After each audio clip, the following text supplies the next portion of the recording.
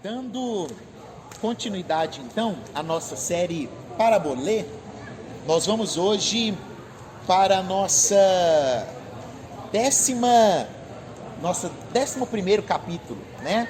11º episódio, né? Nós teremos 13 episódios, então estamos chegando ao fim, né? Nós estudamos todas as parábolas presentes em Mateus. Nós temos falado de depois talvez fazer uma segunda temporada, pegando um outro livro, né? Estudando outras parábolas que também não estão aqui. Mateus capítulo 22, nós vamos falar hoje sobre a parábola do banquete de casamento. Quero ler com você a partir do versículo de número 1. Mateus capítulo 22, versículo de número 1. Diz assim: Jesus lhes falou novamente por parábolas, dizendo: o reino dos céus é como um rei que preparou um banquete de casamento para seu filho. Enviou os seus servos aos que tinham sido convidados para o banquete, dizendo-lhes que viessem, mas eles não quiseram vir. De novo, enviou outros servos e disse: digam aos que foram convidados que preparei o meu banquete. Meus bois, meus novilhos gordos foram abatidos e tudo está preparado. Venham para um banquete de casamento. Mas eles não lhes deram atenção e saíram, um para o seu campo, outro para os seus negócios. Os restantes, agarrando os servos, maltrataram e os mataram. O rei ficou irado e, enviando o seu exército, destruiu aqueles assassinos e queimou a cidade deles. Então disse a seus servos: o banquete de casamento está pronto, mas os meus convidados não eram dignos. Vão às esquinas e convidem para o banquete todos os que vocês encontraram. Então os servos saíram para as ruas e reuniram todas as pessoas que puderam encontrar, gente boa e gente má, e a sala do banquete de casamento ficou cheia de convidados. Mas quando o rei entrou para ver os convidados, notou ali um homem que não estava usando veste nupcial. Ele perguntou: amigo, como você entrou aqui sem veste nupcial? O homem emudeceu. Então o rei disse aos que serviam: amarrem-lhe as mãos e os pés e lancem-o para fora nas trevas. Ali haverá choro e ranger de dentes, pois muitos são chamados, mas poucos escolhidos. Vamos orar? Feche seus olhos. Senhor, nós te invocamos nessa noite, pedimos para que o Senhor fale conosco, que a tua palavra, ó Deus, seja refrigério para as nossas almas, preencha o nosso coração, ó Deus, que o nosso intelecto nesse instante seja enriquecido, ó Deus, pelo conhecimento da graça do Senhor, que através desse estudo nós possamos nos aprofundar no conhecimento de Ti, ó Deus, e possamos viver em nossas vidas aquilo que o Senhor Jesus ensinou por intermédio de parábolas. Assim nós oramos em nome de Cristo Jesus, o Nazareno. Amém.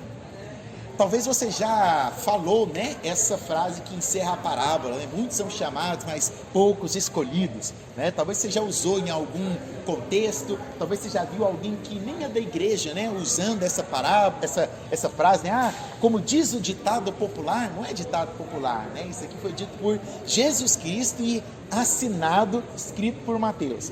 Aqui nós temos mais uma das parábolas contadas por Jesus. E alguns estudiosos até consideram como duas parábolas em uma, porque eles dividem a primeira do banquete e aquela segunda parte, né, quando entra lá uma pessoa que estava sem as vestes, né, para a cerimônia de casamento.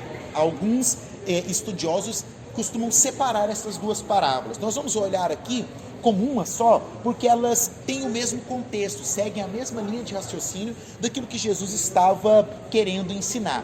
Mais uma vez, Jesus, por parábolas, traz aqui para a mente criativa daqueles que estavam ouvindo, né, um contexto peculiar da época. Algo que, ao ser dito por Jesus, facilmente seria percebido, né? Seria vislumbrado por aqueles que estavam ali. Uma festa, né? Naquele tempo se faziam muitas festas de casamento também. E aqui tem uma coisa e um detalhe muito peculiar. Naquela época, quando se mandava o convite, né, de casamento, mandava-se o convite de casamento sem data, né? O nosso querido Bruno vai casar semana que vem, né? E aí ele me mandou, né, o convite lá todo bonito, da cerimônia, com o local, né, tudo mais, me chamou para fazer o casamento, e lá tinha bem grande a data, dia 13 de novembro de 2021, né? Assim são, para aqueles que já casaram, os convites, né? Você manda ninguém manda um convite de casamento sem data, ou manda, né? Naquela época mandava. Naquela época, o convite de casamento, ele não ia com a data. Chegava-se alguém avisando: olha, vocês estão sendo convidados para o casamento do nosso Senhor, ou do filho do nosso Senhor, tá certo? Se preparem. Ia embora. E aí o que acontecia? O Senhor, né, o pai do noivo e da noiva, iria preparar tudo, e ficava ali às vezes semanas e até meses para organizar tudo, né, para preparar o local, para preparar as comidas, para encomendar o vinho, né, que às vezes não tinha na região, tinha que vir de fora, então demorava também semanas para chegar, né, alguns das comidas que eram encomendadas também, que vinham de outros locais, não tinham disponíveis ali. Então nesse período a família toda se mobilizava para organizar a festa. E aí quando eles estavam ali a um dia de finalizar todos os preparativos, aí eles mandavam novamente os servos para falar: olha, é amanhã a festa, chegou o dia, entendeu? Era dessa forma que acontecia. E Jesus mostra exatamente esse contexto aqui, porque ele diz assim no versículo 2, olha: o reino dos céus é como um rei que preparou um banquete de casamento para o seu filho. Enviou os seus servos aos que tinham sido convidados para o banquete, dizendo que viessem, mas eles não quiseram vir. Então você percebe aqui que eles já tinham sido convidados, e agora chega-se lá para avisar: ó, chegou o dia, vamos para lá. Era mais ou menos assim que acontecia.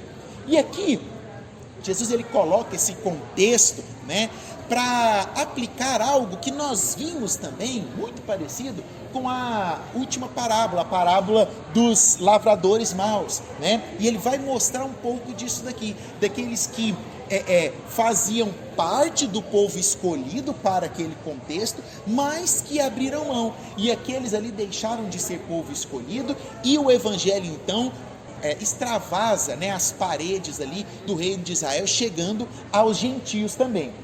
Nesse modo, né, nós podemos observar aqui o vinde de Jesus, a chamada portas abertas, né?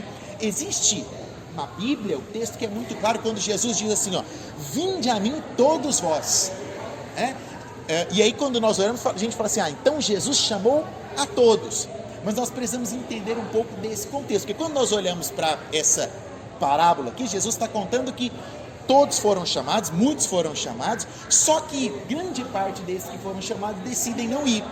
E eu acho interessante uma historiazinha, né, que o chamado de Jesus, ele é mais ou menos nesse sentido. Você passa lá pela porta e está escrito assim: vinde a mim todos vós, né? Aí você olha, né, na porta, nossa, está me chamando, tem um convite aqui para mim. Aí quando você entra pela porta, você olha para trás e está escrito assim: não foste vós que me escolheste, antes eu vos escolhi. O chamado de Deus para nós é mais ou menos dessa forma. Existe um chamado, mas existe algo inerente em nossos corações que nos direcione, que nos faz entrar por aquela porta. Nós olhamos, observamos ali o chamado, mas o que nos faz entrar por aquela porta é algo que já previamente foi colocado em nossos corações. E aí Jesus ele vai mostrar isso daqui. Algo que eu acho muito interessante no versículo 7, aparece algo assim, talvez meio fora do contexto. Eu não sei se você viu, mas não sei se você reparou, Jesus vai contando a história e tudo mais, e aí de repente, no versículo 7, diz assim que o rei ficou irado e, enviando o seu exército, destruiu aqueles assassinos e queimou a cidade deles, né? Você fala assim: nossa, mas a parábola tomou um contexto assim, meio que de Steven Spielberg, né? Chegou uns efeitos especiais assim do nada. O que os estudiosos mostram aqui? Era Mateus que estava redigindo isso. Mateus possivelmente, né, quando ouviu Jesus contar as parábolas, rascunhou ali, estava lá com seu papel e seu lápis na mão. Mas ele foi escrever de fato o evangelho por volta do ano 80 depois de Cristo. Então, se Jesus contou ali por volta dos seus 31, 32 anos, né, cerca de 30 e tantos anos depois que Mateus foi pegar aqueles rascunhos ali e organizar isso na forma de um livro, né? Quando Mateus escreveu, no ano de 80 depois de Cristo, algo muito importante tinha acontecido em Jerusalém no ano 70 depois de Cristo, que foi a tomada de Jerusalém pelo Império Romano. quando eles entraram em Jerusalém, saquearam toda Jerusalém, colocaram fogo no templo e destruíram basicamente toda a cidade. Então o que os estudiosos dizem? Que aqui esse versículo 7 é como se fosse uma nota de rodapé que Mateus coloca, uma espécie de comentário que ele insere aqui dentro, né? Para mostrar o quê? Para mostrar que aquilo que Jesus estava falando aconteceu, né? Toda a cidade foi tomada, foi destruída, e aquilo que aconteceu ali era um reflexo do povo que não seguiu, que não obedeceu, e que pode ser um reflexo daquilo que vai acontecer também nos nossos dias. E é por isso que nós precisamos cada vez mais tomar isso daqui para nós e vivermos isso daqui, não apenas como uma simples parábola, não apenas como uma simples história. E como que nós aplicamos então em nossas vidas aquilo que Jesus faz aqui? Como que nós aplicamos aquilo que Jesus nos ensina aqui? Primeiro, nós temos aqui um convite de Deus. O Senhor da festa é o próprio Deus, que chama a todos para o casamento de quem? Do seu filho. Quem é o seu filho? Jesus, que vai casar com quem? A igreja. Quem é a igreja? Todos nós. Jesus, ele nos chama para esse casamento. Primeiro lugar aqui, o convite de Jesus, ele não é um convite essencialmente para a dor e para o sofrimento. Nós sabemos que ao convertermos, ao andarmos no evangelho, ao andarmos no cristianismo, nós sabemos que nós teremos tribulações, sabemos que nós teremos dificuldade, mas o chamado de Deus para nós é para um reino que é um reino de alegria, onde independente da dor, independente da dificuldade, haverá alegria ali. Eu participei de um casamento de um primo meu, né? E foi talvez um dos casamentos mais bonitos que eu assisti. Meu primo é do interior e ele casou na mesma igreja que o vô dele, né, tinha casado, que era a mesma igreja que os pais dele tinham casado, e ele estava casando ali com a esposa dele naquele mesmo local. E aí o padre, né, que estava celebrando ali a cerimônia, ele menciona isso, porque o padre, né, tinha feito o casamento dos pais dele, e o padre tinha sido uma espécie de discípulo do outro padre anterior, que tinha feito o casamento dos avós dele. E ele fala ali que foi muito emocionante para todo mundo, porque nós lembramos, né, no caso ela era minha tia, né, a avó dele, que já é falecida, né, a esposa, ele falou, e legal, né, é a mesma coisa que ele fez com os pais e os avós do meu primo, ele fez com os pais e os avós da esposa do meu primo. Então, assim, foi um negócio muito bonito. E os avós, né, da esposa do meu primo já tinham falecido. Então, quando ele falou aquilo ali, todo mundo relembrou, né, das pessoas que se foram. Mas essa lembrança de tristeza das pessoas que não estavam ali não foi maior do que a alegria do casamento que nós estávamos vivendo. Jesus te chamou para um reino de alegria, onde nós teremos dificuldades, teremos dores, aflições, mas o chamado essencial é para uma vida eterna, é para um reino de glória, para um reino de luz. Então essa parábola aqui, eu não vejo como um chamado, né, para aquilo que Mateus destaca aqui, que é a destruição que existe, né, para aqueles que não aceitam. Sabe por quê? Porque você foi chamado e você vai aceitar esse convite para esse casamento. Né? Nós temos esse chamado para um reino de alegria, de felicidade. É esse o chamado de Deus para nós. A segunda aplicação, o segundo aprendizado que eu descubro aqui é que existem algumas coisas que muitas vezes podem nos cegar e nos impedir de ir até aquele chamado.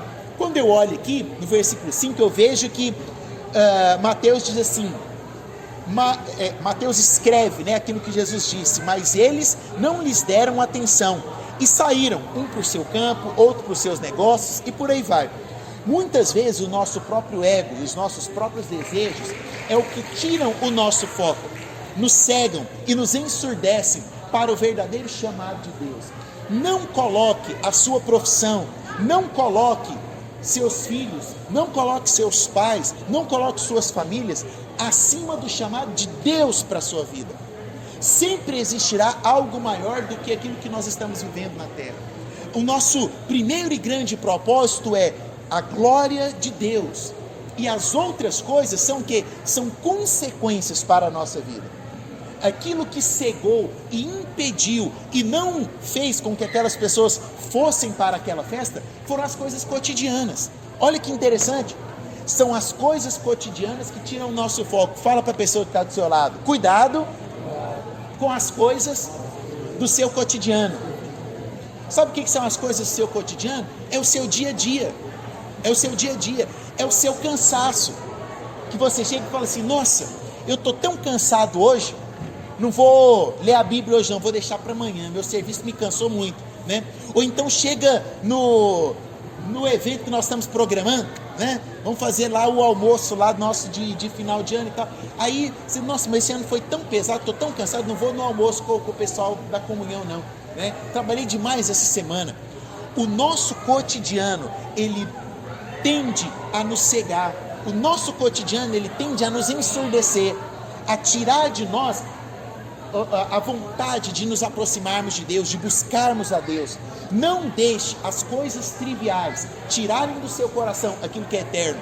Olha só, aqueles homens foram convidados para um casamento que era o casamento mais importante do ano, e eles preferiram ir para o campo trabalhar, preferiram ir resolver os negócios das suas próprias vidas.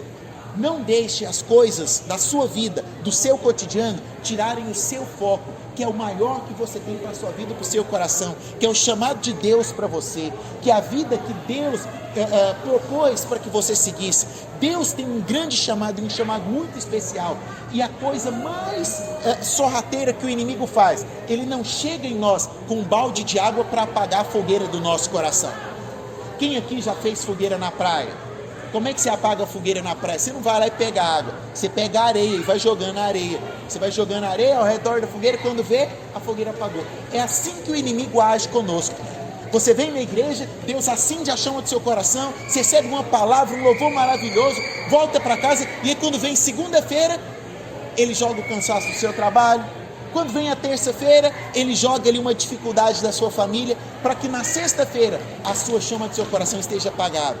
Mas eu te digo uma coisa, quanto mais você acredita que o cristianismo é aquilo que Deus colocou para mover a sua vida, para te chamar, quanto mais você acredita, né, no chamado que Deus tem para você, no propósito que Deus tem para sua casa, quanto mais você sonha.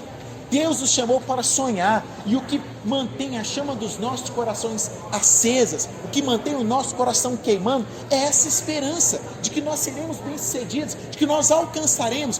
Mas nós não podemos colocar o nosso cotidiano como aquilo que vai nos levar a realizar o nosso sonho. Não é o seu trabalhar, você pode trabalhar o resto da sua vida, que você pode ficar sem seu sonho maior ser realizado, você pode se esforçar e estudar o tanto que for, porque é Deus quem vai realizar o sonho do teu coração. Não é pela nossa força, não é pelo nosso poder, mas é pela graça, pela glória de Deus. E aí por último, aliás penúltimo, né? Eu vejo aqui que o convite de Deus, ele é o convite da graça. Por que o convite de Deus é o convite da graça? Porque muitas vezes quando nós olhamos para essa parábola aqui, você olha e fica, né, temeroso. Nossa Deus, será que eu estou recusando o seu convite? Será que eu estou recusando o convite, né, de ir para o casamento do Senhor? E às vezes nós achamos que nós somos importantes demais. Porque nós achamos que nós somos aqueles que foram convidados, que receberam o convite ali de primeira. Deixa eu te mostrar uma coisa, olha o que diz o versículo de número 9. O Senhor disse aos servos: vão às esquinas e convidem para o banquete todos que vocês encontrarem. Então os servos saíram pelas ruas e reuniram todas as pessoas que puderam encontrar, gente boa, gente má, e a sala do banquete ficou cheia de convidados. Você sabe quem que nós somos? Nós somos aqueles que estavam perdidos na esquina, nós somos aqueles que estavam desgarrados, nós somos aqueles que não tinham importância nenhuma, nós somos aqueles que não haviam recebido nenhum convite, nós somos aqueles que não mereciam nada, nós somos os maiores de todos os pecadores, mas a graça e a misericórdia do Senhor fez com que o evangelho não se limitasse ali apenas ao povo de Israel, mas chegasse até os gentios. Quem são os gentios? Somos nós, um povo que estava perdido, um povo que não tinha merecimento algum, recebe a maravilhosa graça de serem convidados para o grande casamento. Nós somos esses pecadores, nós somos esses que não mereciam nada. Muitas vezes nós achamos, né, pelo nosso ego, que nós temos uma grande importância, né? Eu não tenho valor nenhum, eu sou pobre e desprezível, e o único valor que existe em mim é a presença de Deus, que se manifestou quando Ele me chamou, quando Ele enviou o seu Filho para morrer em meu lugar. Aí sim, algo de valor existe em mim, aí sim eu me torno alguém que é importante para o reino, porque Deus está em mim. Do contrário, eu não tinha merecimento algum. E essa é a questão dessa parábola. Nós não somos aqueles que recebemos o convite e ficamos lá. Não, nós somos aqueles que estavam jogados na esquina, mortos no pecado, mas pela maravilhosa graça de Deus, nós somos chamados, nós somos escolhidos, nós somos separados, nós somos eleitos. E aí, agora sim, para terminar, nós olhando em todo o contexto e a forma como Jesus termina essa parábola, que é quando o rei entra ali e vê aquele local lotado, ele olha ali também e vê que alguém não estava com as vestimentas preparadas para estar naquele local, não estava pronto para estar ali naquele casamento. E eu percebo que quando nós falamos de graça, né, Deus nos deu a graça, Deus te elegeu, Deus te predestinou, Deus te separou, às vezes sorrateiramente entra uma tal da presunção em nossos corações, né? Sou eleito, fui escolhido, vou para o céu, meu passaporte está carimbado, né? Mas quando eu vejo isso daqui, quando eu olho para a forma que Jesus encerra a parábola, eu vejo que essa graça maravilhosa de ter sido chamado, de ter sido escolhido, ela vai muito além de uma graça, mas ela se torna uma responsabilidade. Sabe por que se torna responsabilidade? Porque você, quando é convidado para ir para um casamento, você não vai com a roupa que você está aqui, você não vai com a gola polo, né? Você não vai de chinelo. Cadê o Lucas? A Lucas está de chinelo hoje não, né? Você não vai de chinelo, né? O mínimo que você faz é ir lá cortar o cabelo, né? As meninas fazem a escovinha e colocam um salto e tal. Você se prepara para ir para o casamento. É por isso que quando eu olho aqui e eu percebo que Deus me chamou, que Deus derramou a graça, que Deus me separou, que Deus me elegeu, que Deus me predestinou, a pergunta que vem no meu coração é: qual é a roupa que eu tenho vestido? Qual é a roupa que eu tenho usado? Qual é a roupa que eu estou? Será que eu estou preparado para esse casamento? Será que eu estou pronto? Essa graça de ser escolhido, essa graça de ter sido chamado lá do meio do pecado, é a graça que traz também ao meu coração uma grande responsabilidade. E a responsabilidade é essa pergunta que eu faço para você: qual a roupa que você está vestindo? Você está preparado? Você está preparada para a festa de casamento a qual o Senhor te chamou?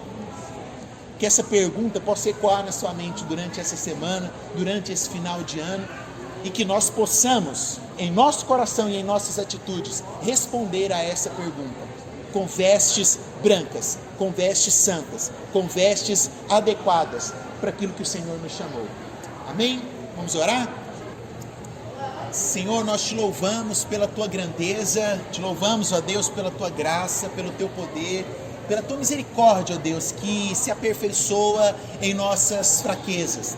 Meu Deus, nós cremos no Senhor, nós cremos na tua graça, nós cremos, ó Deus, que o Senhor um dia nos escolheu, nos chamou das trevas para a tua maravilhosa luz, e nós somos eternamente gratos por isso. Ó Deus, e essa gratidão traz também ao nosso coração uma eterna responsabilidade de vivermos, ó Deus, conforme o teu chamado, de vivermos, ó Deus, conforme a forma a qual o Senhor nos escolheu, para que nós possamos honrá-lo com nossas atitudes, com a nossa forma de viver, com a nossa forma de falar, de agir, que o nosso dia a dia, que o nosso cotidiano não tire de nós a chama, ó Deus, da busca do amor e da paixão pelo Senhor. Nós oramos, ó Deus, pedindo ao Senhor que nos dê condição de estarmos preparados, ó Deus, com vestes santas, com vestes puras, ó Deus, para vivermos aquilo que o Senhor nos chamou para viver, e principalmente para estarmos prontos, ó Deus, para o dia da grande festa do Senhor.